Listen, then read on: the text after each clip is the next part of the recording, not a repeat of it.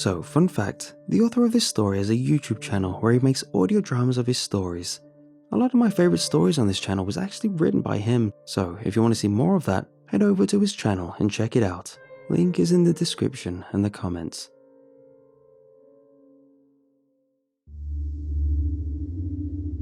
Birthday balloons and objects that suggest a family-friendly version of the occult surrounded her.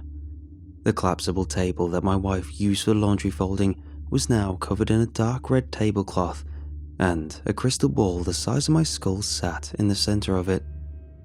"Shame the kids had to leave," she said in a tone far too casual for a fortune teller.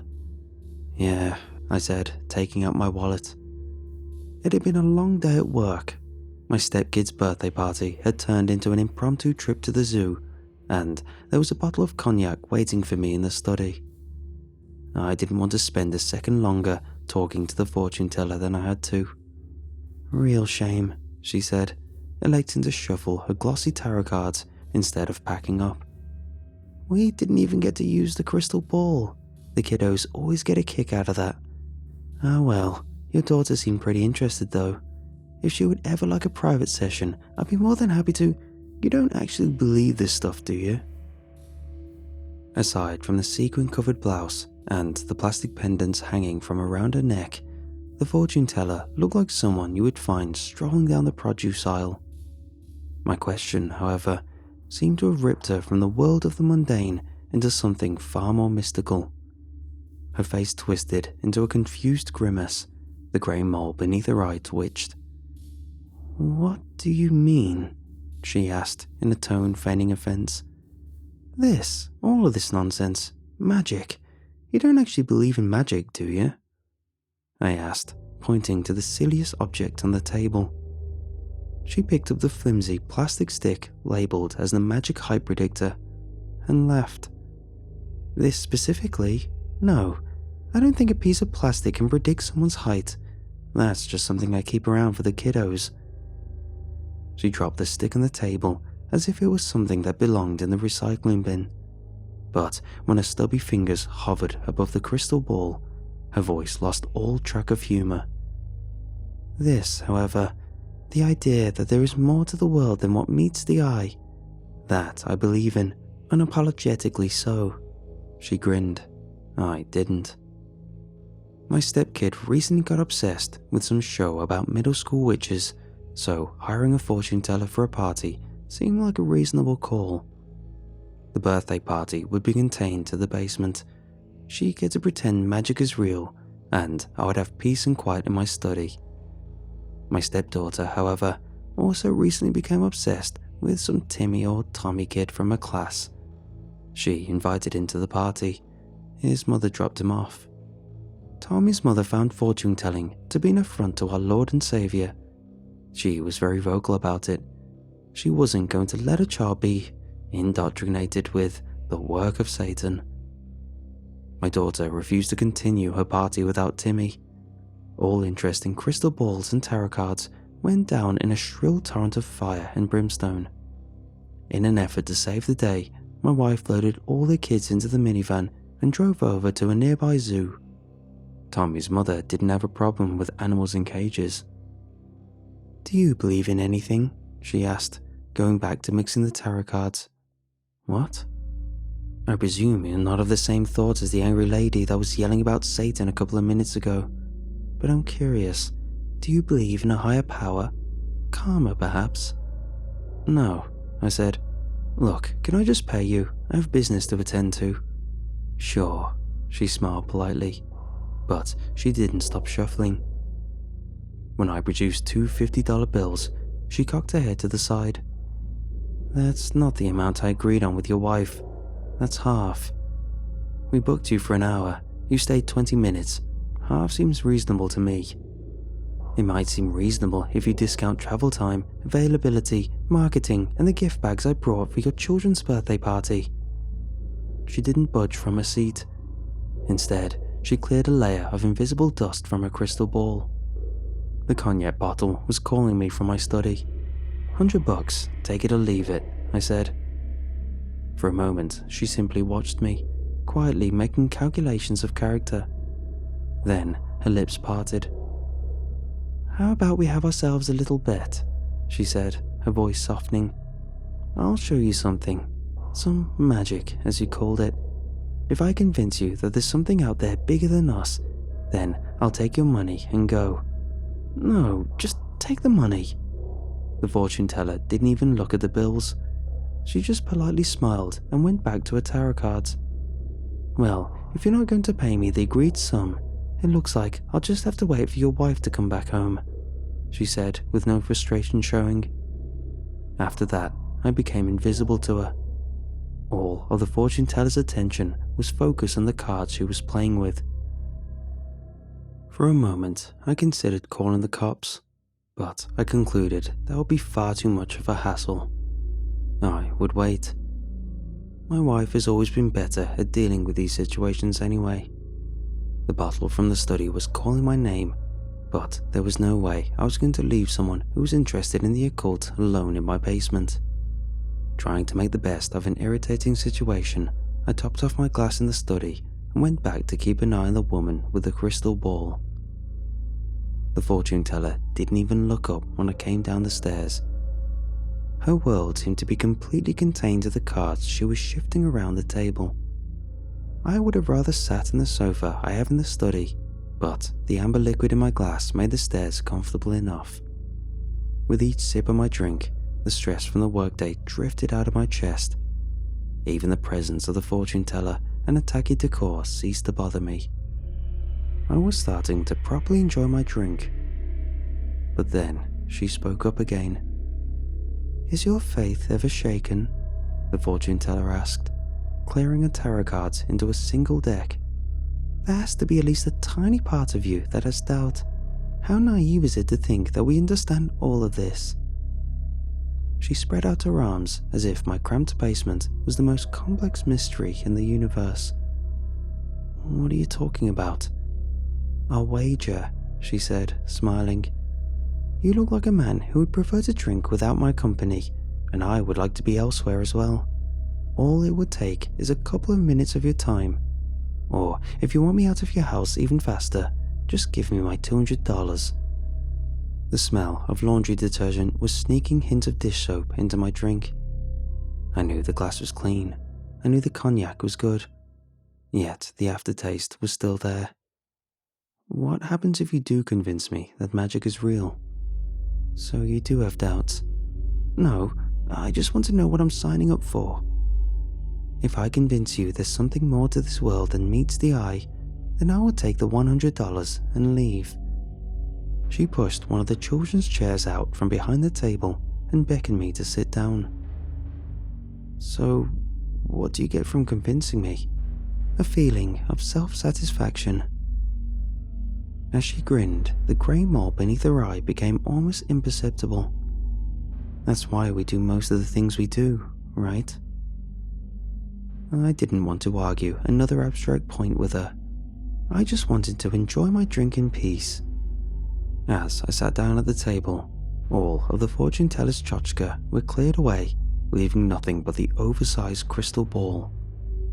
She reached across the table and took my hand in her stubby fingers. "Now, could I ask you to breathe on the crystal ball?" The object in front of me looked less like a window to the realm of the supernatural and more like a shell of someone's ornate porch light. But the moment I exhaled, the ball filled with fog. The single breath of waxy liqueur had summoned a restless cloud of dark smoke. The fortune teller squeezed my hands tight. Beyond the screen of darkness, something twitched. "You've felt it before," she said, her voice grown dark. "That feeling of being watched, of being observed.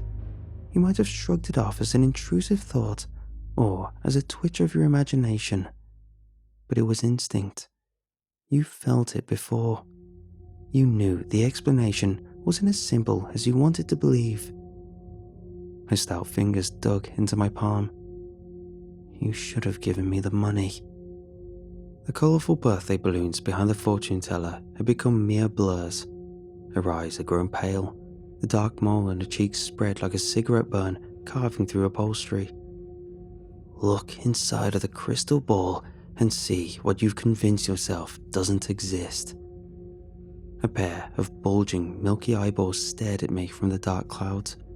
They shivered in anticipation, as if they were ready to burst and splatter all across the crystal barrier that divided us. They watched me. They watched me just like they had before. The memory of the eyes rushed into my mind violently and with no remorse. It was dark. I was an infant. The walls of my crib were impossibly tall, and they hovered over me. Shapeless creatures of darkness stood over me with eyes of cruel moons. I could scarcely comprehend the world around me, but I knew those white-eyed beings meant me harm. I screamed. My pitiful eyes did nothing to fend off the incomprehensible shadows that hovered over me. I screamed until the lights turned on and my mother appeared. She held me to her chest, trying to calm me, telling me that there was nothing to be scared of. You were lied to. You were tricked. Your understanding of the world has been crippled by confidence and fetishism of the unmeasurable. Her fingers traveled down my wrist like a spider covered in ice.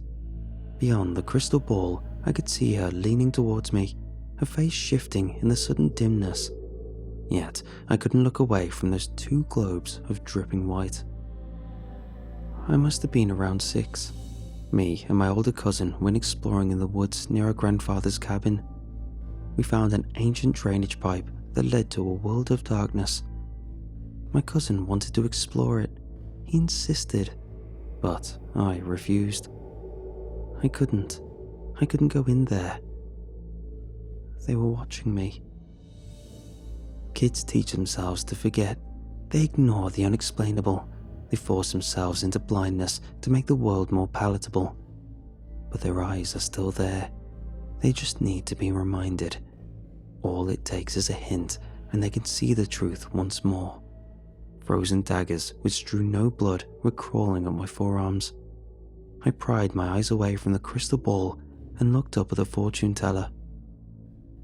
My cry of terror came out as a pathetic gurgle tasting of cognac and spit. She had become completely shapeless. Her fingers writhed like trails of dust in a tornado. Her body seemed to exist purely as a trick of the fluorescent lights that hung above us. All was shapeless but her eyes. They pulsed above me, 2 massive chunks of malicious flesh. Last week, my stepdaughter woke us up crying, saying that there was a monster hiding in her closet. My wife and I went to her bedroom to comfort her, to tell her that there are no such things as monsters. But when the little girl insisted that I check around her coats to make sure there are no creatures waiting to harm her, I refused. At the time, I didn't know why I wanted to stay away from the darkness of the closet, but looking up at those vein-covered balls of light, I understood. Deep within me, I knew what was hiding inside of that closet. I just refused to accept it. With the fortune teller hovering over me, there was no denying it. How goes our wager? The words slithered out of her non-existent lips like 1,000 whispers. Is your faith still unshaken? I tried to speak, but all that left my mouth was spit. My body was completely frozen in the unforgiving gale of the incomprehensible reality. All I managed to do was nod my sweaty face. She smiled a crooked grin that only existed as a trick of the light. Good, 1,000 hushed voices said. I hoped you learned your lesson. Beads of ice-cold sweat dropped from my chin as I nodded again. I'll make sure you don't forget it. With each word that slithered out of the shadows, the eyeballs inflated further until the flesh could no longer hold. Like a balloon bursting in slow motion, tendrils of an impossible black liquid grew from ripples into waves. The darkness consumed me fully. I said nothing to my wife. It is not until now that I'm able, barely, to capture the raw terror of my encounter in words. Even if I could talk to her about this madness, if I could somehow convince her that what I'd witnessed was real. I doubt it would be of any help. I don't need emotional support. I need psychiatric evaluation or an exorcist. After the darkness passed, all traces of the fortune teller was gone. All I was left with was the remnants of an 8-year-old's birthday party and the intrusive scent of laundry detergent. The basement in which I collapsed had been completely empty, but deep in the back of my skull, there was a certainty. I knew I was being watched. As I tell you this, I sit in my well-lit study. There is an empty bottle of cognac next to me, but it has done little to calm my mind. Outside, night has fallen. My blinds are closed, but the darkness outside is undeniable. Through the cracks, I see movement. Out there, beyond the dim lights of suburbia. Something is watching me. I fear my punishment will not be swift.